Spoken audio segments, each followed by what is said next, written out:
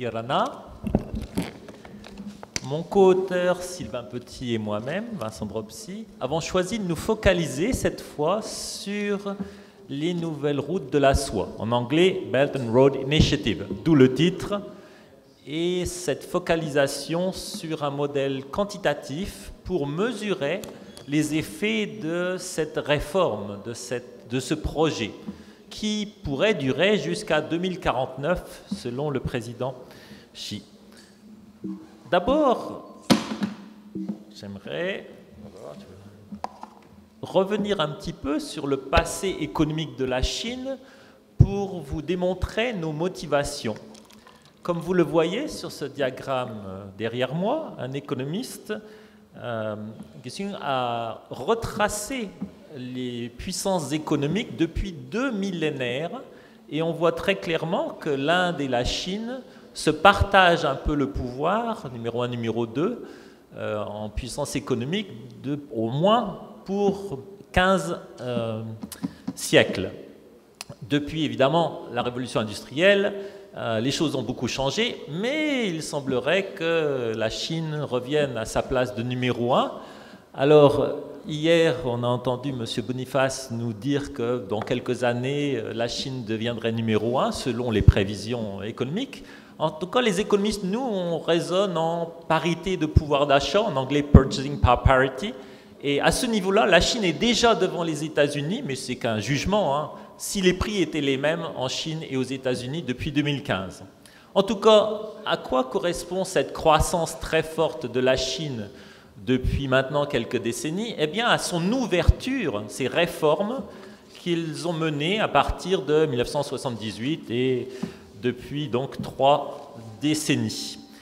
De plus, la Chine a fortement contribué à la croissance mondiale, comme on le voit sur ce diagramme ici, puisque vous le voyez dans la couleur rouge en bas, eh bien, la Chine représente à peu près un tiers du moteur économique mondial depuis une vingtaine d'années.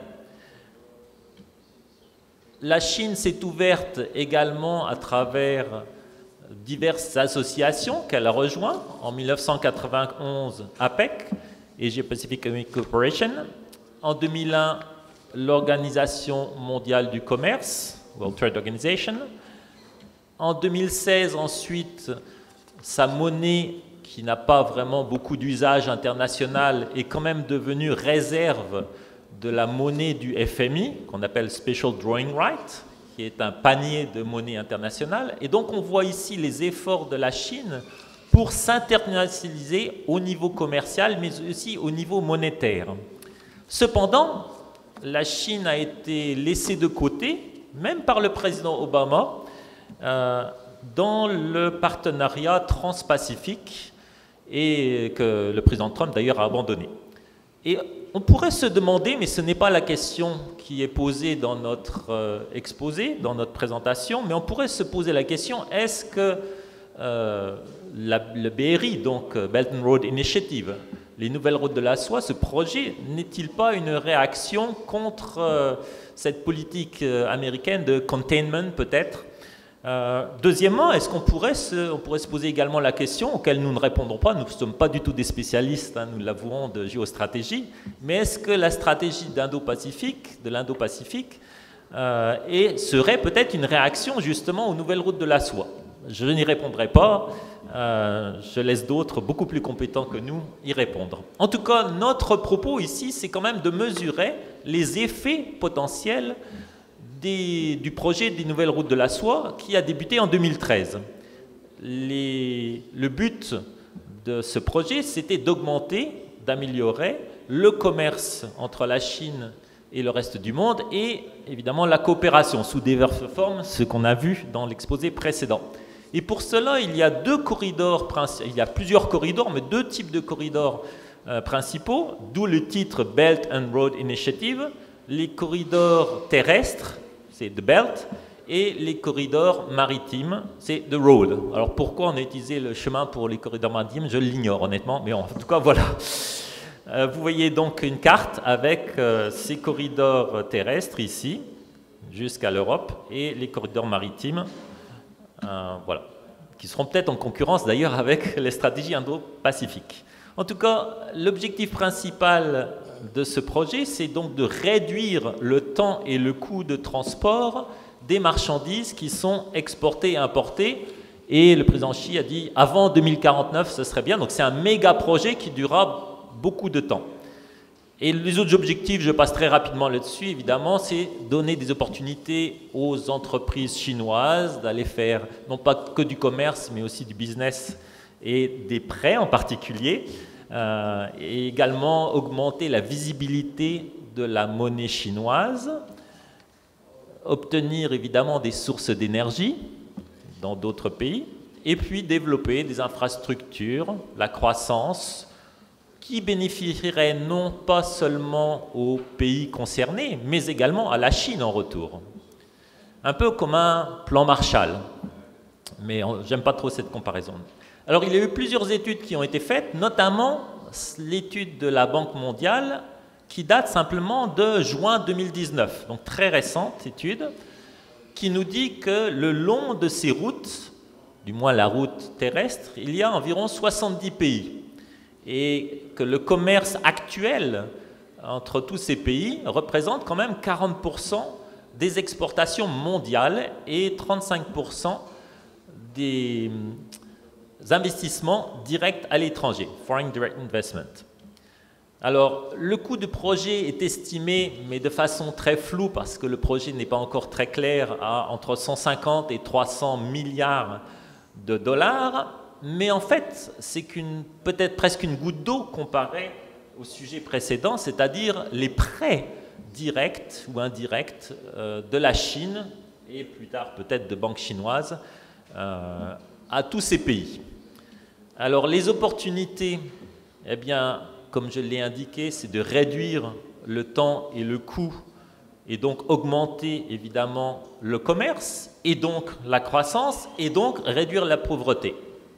C'est un objectif louable, non seulement pour la Chine, mais pour tous les pays concernés. Il y a évidemment des risques. Les risques sont les risques, comme il a été indiqué, d'être trop endettés pour les pays qui sont signataires un peu de ces accords et qui s'endettent pour obtenir des infrastructures nouvelles. Après, si ces infrastructures sont productives, ce n'est pas forcément un problème, mais il y a quand même un risque. Des risques de gouvernance, des risques de corruption, évidemment, lorsque les contrats sont alloués, des risques d'infrastructures qui ne sont pas terminés, peut-être, les projets tombent à l'eau, des risques environnementaux, sociaux, etc. On ne va pas discuter tous ces risques, etc. Ce n'est pas l'objet vraiment de cette étude, j'en viens, mais il y a également un point sur lequel la Banque mondiale s'appuie, c'est qu'elle mentionne que l'effet de ce projet sur les nouvelles routes de la soie sera probablement doublé si les pays concernés font en plus des réformes économiques, y compris en Chine, pour augmenter la transparence et la gouvernance. Alors, j'en viens maintenant aux objectifs de cette étude, avant de passer la parole à mon co-auteur, qui décrira en quelques minutes, une dizaine de minutes peut-être, les différentes caractéristiques aujourd'hui de l'économie chinoise et du commerce chinois, qui a beaucoup évolué depuis ces réformes des années 80. Et puis, je reprendrai la parole pour analyser un peu plus en détail, quantitativement, avec un modèle de gravité, l'effet de cette réforme, de ce projet, des nouvelles routes de la soie, sur l'économie, le commerce, en regardant plus précisément le rôle des distances qui seraient réduites, ou le coût, ou le temps de transport qui serait réduit de 4%, de 4 à 8% sur la Banque mondiale, mais également les relations avec les masses économiques, vous verrez ça dans quelques minutes, les spécificités géographiques, les dimensions culturelles et les caractéristiques institutionnelles. Alors je dois avouer que ce n'est que le début d'un long travail qu'on vient de commencer récemment grâce à cette conférence. Et maintenant, je vais laisser les paroles à mon collègue qui va vous décrire l'économie chinoise. Merci Vincent. Peut-être prendre le clavier. Ouais, c'est gentil. Alors, je vais donc vous faire une description de l'économie chinoise et surtout des caractéristiques, ou plutôt la présentation du profil en termes de commerce international de la Chine. Alors, on sait très bien que c'est une économie qui s'est fortement développée ces dernières années, mais quand on a des chiffres, des graphiques, ça permet bien d'illustrer mieux que par quelques vagues idées ou par quelques mots ce fait. Là, vous pouvez voir justement que, notamment sur le graphique qui est au centre, ici, principalement l'évolution du PIB chinois en termes de parité de pouvoir d'achat, en proportion avec le reste du monde et le reste du continent asiatique. On peut voir justement la forme de cette courbe exponentielle qui illustre bien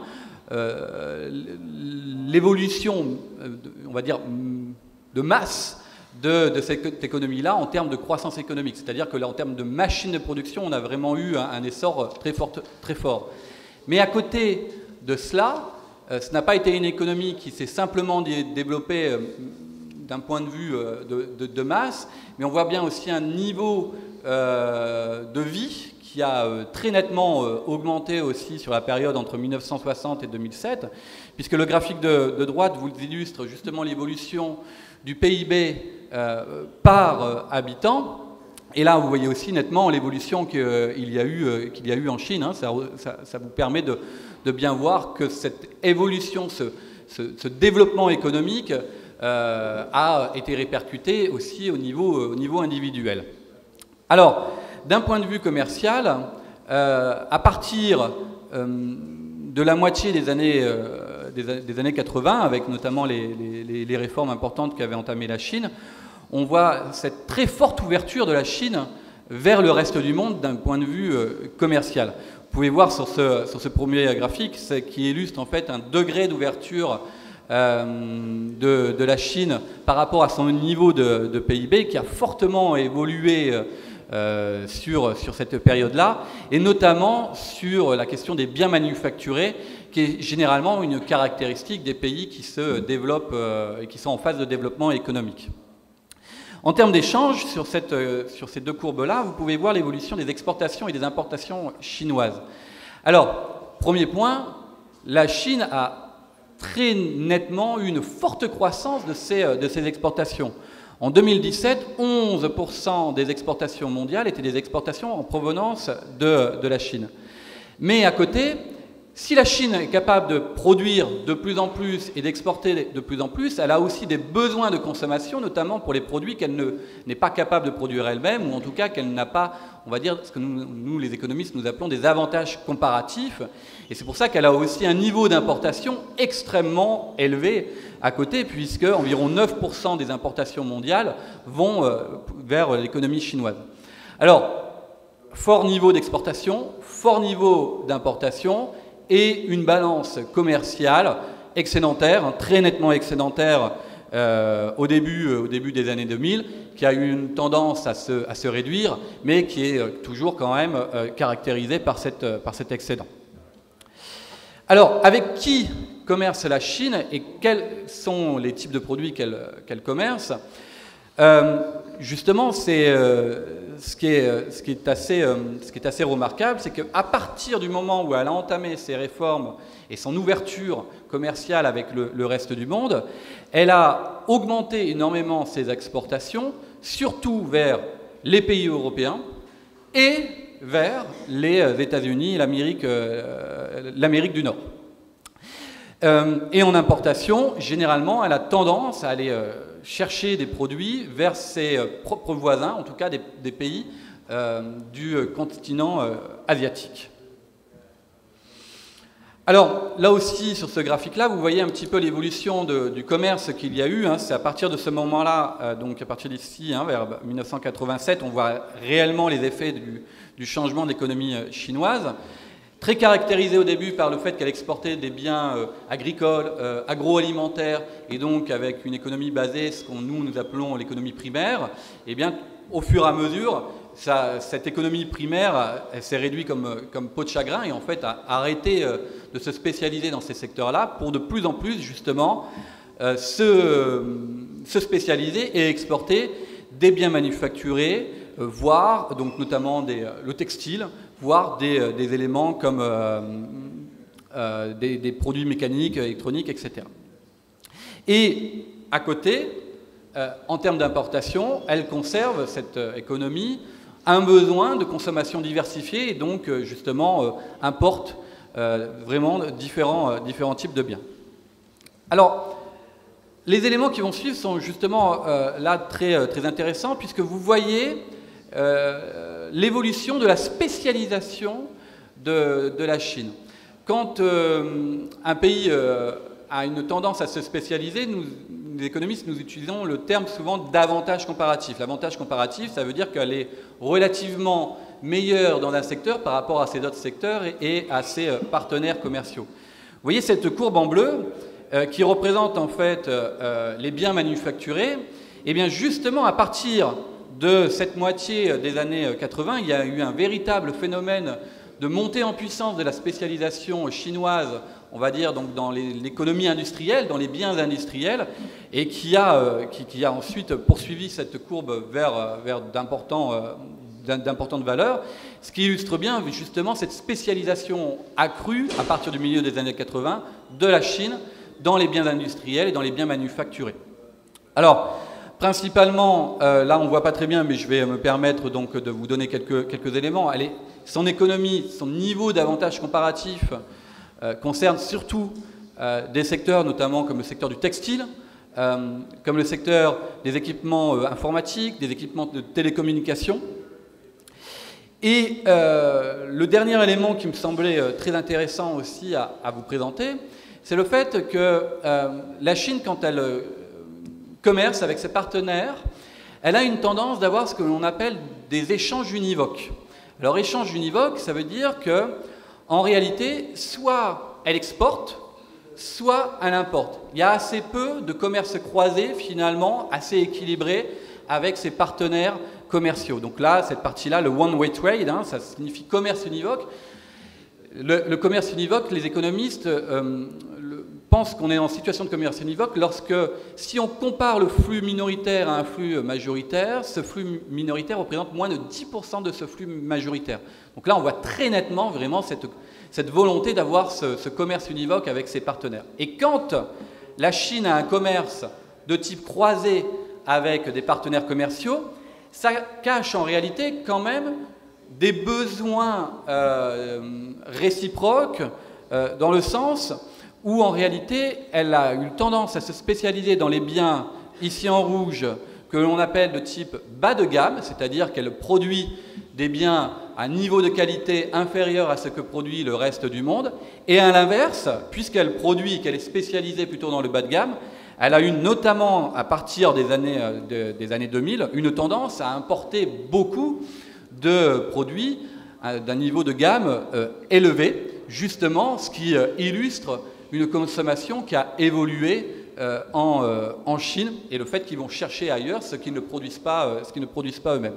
Donc on est vraiment, nous ce qu'on appelle les économistes, quand on étudie un peu les échanges internationaux, on est presque dans un cas d'école de développement économique et d'ouverture vers le monde sur le cas de la Chine. Alors juste avant de présenter les résultats de l'étude gravitaire que l'on a procédé, donc ça c'est la deuxième partie de notre étude, on a essayé de voir justement les effets que pouvaient provoquer ces nouvelles routes de la soie, notamment en termes de masse économique et de distance. Alors pour ça, les économistes, on utilise ce qu'on appelle des modèles de gravité. Ça veut dire quoi un modèle de gravité? En fait, on n'a pas fait très original. On s'est inspiré de la théorie de gravitation universelle de Newton qui nous dit l'attractivité entre deux éléments dépend proportionnellement de la masse de ces deux éléments et inversement de la distance qui sépare ces deux éléments-là. Et l'idée, en fait, est la même, sauf que la masse de nos pays sont des niveaux de PIB, ou voire des niveaux de population, et la distance qui sépare, en fait, représente des formes de coûts de transport aussi dans notre cas. Merci beaucoup. Et donc, je vais maintenant présenter un peu les détails du modèle et surtout les conclusions, parce que je pense que vous ne voulez pas regarder vraiment tous les détails techniques.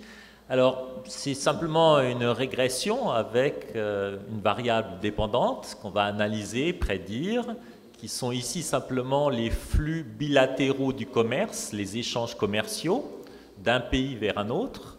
Et les variables qui expliquent, comme il a été indiqué, cette variable de flux commerciaux, c'est d'abord la distance entre deux pays. Alors, pour être plus technique, on prend les populations, on prend une moyenne pondérée du pays par rapport à la population, enfin le centre de gravité, grosso modo, de chaque pays, et on regarde les distances entre deux pays. On regarde également la masse économique qu'on peut analyser avec d'abord le PIB, mais pour avoir une analyse plus fine, on divise d'abord le PIB par le nombre d'habitants, ce qui nous donne le PIB par habitant pour chaque pays, le pays de production et le pays de réception des importations. Nous avons également la population de chaque pays. Alors la population du pays qui exporte est importante parce que nous sommes par exemple une petite économie insulaire en Polynésie et nous ne pouvons pas tout produire évidemment, contrairement peut-être aux États-Unis qui ont une capacité, ou la Chine avec une population tellement grande et diversifiée que eux peuvent se permettre de produire presque tout. Donc évidemment la population est importante pour représenter un peu la capacité de production d'un pays. Et puis, la population du pays qui importe est importante également parce que, évidemment, nous importons beaucoup au niveau, évidemment, d'un petit pays, mais si nous avions une population 10 fois plus élevée, nous importerions probablement 10 fois plus. Donc, évidemment, c'est une base de clientèle qui est importante. D'autres variables dans ce modèle de gravité peuvent avoir un effet. Alors, ce sont des variables qui ne varient pas. Un pays est voisin d'un autre. Bon, ben ça, on l'est ou on ne l'est pas, mais ça, vous le verrez que ça a quand même une importance assez cruciale. Est-ce que deux pays qui échangent des biens ont le même langage et à travers le langage peut-être une culture similaire? Est-ce que des pays, pour revenir aux aspects de cette conférence en sciences politiques, ont des liens coloniaux, passés ou présents? Donc nous allons analyser un peu tout ce modèle.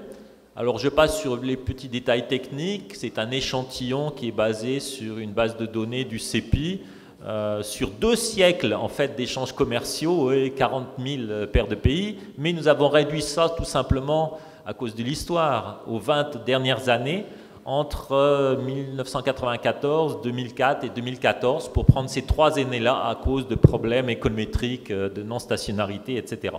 Un deuxième problème pour les économistes ici, c'est un problème d'endogénéité, ce qui nous pousserait à avoir des variables instrumentales. Je passe sur les détails, sauf que dans notre base de données que nous avons prise, eh bien, il n'y a pas pour l'instant de variables instrumentales. Donc les techniques seront tout simplement les régressions ordinaires, et puis une deuxième technique qui s'appelle maximum likelihood, parce que les variables sont des variables en fait qui sont 1 ou 0. Enfin bon, je passe sur les détails techniques, je ne veux pas vous ennuyer avec ça, et voici les résultats. Alors on va se focaliser, vous voyez un peu ma souris, sur les 3 premières colonnes, et donc vous avez à peu près 30 000 observations par régression. Alors qu'est-ce que sont ces chiffres? Eh bien, ces coefficients ici sont des coefficients, ce qu'on appelle d'élasticité. C'est la réponse, grosso modo, mettons que la distance double entre 2 pays, les pays s'écartent, on ne sait jamais, eh bien, si on a une élasticité de 2, ça veut dire que si les pays, et c'est vrai, il y a une dérive des continents, si la distance augmente de 1% pendant 1 ou 2 ou 3, 5 décennies, eh bien, ça va avoir un effet négatif de moins 2% sur les échanges commerciaux, à cause du coefficient moins 2. Donc voilà, alors nous avons plein de coefficients, et nous avons également en bas, tout en bas, ce qu'on appelle un R2 ajusté. C'est une mesure à peu près de la qualité du modèle. Et donc là, on trouve un coefficient d'environ 60%. Ça veut dire que le modèle explique à peu près 60% des variations du commerce bilatéral mondial. Alors, plutôt que d'aller dans les détails, je vais aller directement dans les conclusions et vous expliquer vraiment ce qu'on a trouvé. Alors, pour les étudiants, voici un peu des détails techniques, comment on obtient tous ces résultats. Je passe là-dessus. Et voici les conclusions. Alors, premièrement, comme mon co-auteur l'a dit, l'économie chinoise a beaucoup changé. il y a eu évidemment une croissance très importante, mais relativement continue, hein, jusqu'à 2007. Honnêtement, une croissance du PIB nominal à 10%, c'était phénoménal. On n'a jamais vu ça dans l'histoire peut-être du monde. Grâce, c'est important, aux réformes de libéralisation de l'économie et d'ouverture vers le monde. Deuxièmement, en 2007, comme vous l'avez vu, il y a eu un pic et tout s'est retourné. Donc les déséquilibres chinois dont se plaint en particulier le président Trump se sont renversés. Et aujourd'hui, on ne dit pas que les déséquilibres ont disparu, mais ils ont fortement baissé. Troisième chose, la spécialisation vers des produits à valeur ajoutée élevée pour la consommation et de plus en plus également pour les exportations. Et donc, dans ce contexte, eh bien, les effets des nouvelles routes de la soie, de ce projet des nouvelles routes de la soie, sont les suivantes. En faisant l'hypothèse que nous a donnée la Banque mondiale, que le coût du transport le long de ces routes de la soie serait décru de 4%, eh bien, les effets de ce projet serait d'augmenter les échanges commerciaux à travers ces 170 pays de 9%. Alors, il faut peut-être préciser que la Banque mondiale ajoute également que si les pays et la Chine entreprennent des réformes structurelles importantes pour avoir une meilleure gouvernance, une meilleure politique économique, plus de libéralisation, la Banque mondiale prévoit que cette chute, cette baisse du coût et de la durée des transports serait pas de 4 mais de 8%, ce qui doublerait les effets des nouvelles routes de la soie de 9 à 18%. En tout cas, voilà, on a déjà une estimation des effets des nouvelles routes de la soie. Ensuite, d'autres résultats importants mais qu'on ne peut pas modifier. Si deux pays ont sont voisins, eh bien, ça augmente leur commerce de 161%. Ça veut dire que ça multiplie par 2,6, grosso modo, leur commerce entre eux. S'ils ont le même langage, 400%. Et ça c'est peut-être quelque chose à débattre, s'ils ont un passé colonial ensemble, eh bien, ça a un effet important puisque ça double, grosso modo, leurs échanges commerciaux. Alors, c'est une conclusion assez logique, mais cependant, peut-être qu'il est intéressant de débattre avec quelques questions sur ce sujet ou d'autres. Maruru, xie.